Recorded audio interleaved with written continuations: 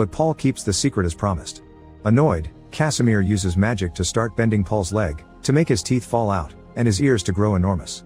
Although this is a dream, Paul's still terrified and can't help telling him the truth. Casimir explains that the portable door could open the Bank of the Dead and gets ready to leave. Paul for a moment thinks he's waking up, but this is still a dream and he's knocked down. The next day, Sophie comes to work to find Rosie giving kisses to a stapler. Meanwhile, Paul continues searching around the company building and sees the words Bank of the Dead with an arrow spelled on the floor with stapler fasteners.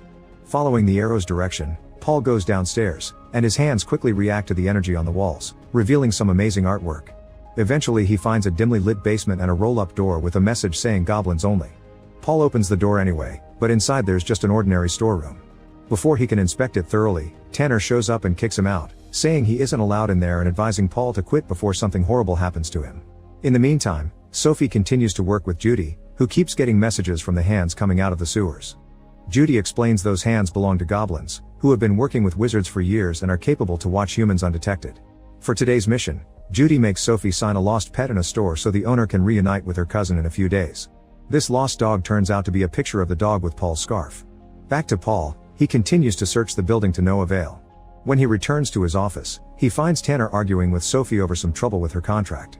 It's now time to go home, and on their way out, Sophie can't help stopping to eat a bunch of licorice even though she said before that she hated it.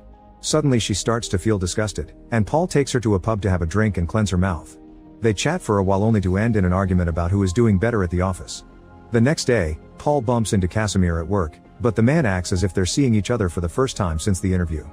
Afterward, Paul takes the stairs and bumps into Monty, who admits he distracted Paul on purpose the other day so he would take this company's interview instead of his original one. Monty doesn't want to let Paul pass, but the boy insists until he can return to the mysterious room he saw yesterday. Following the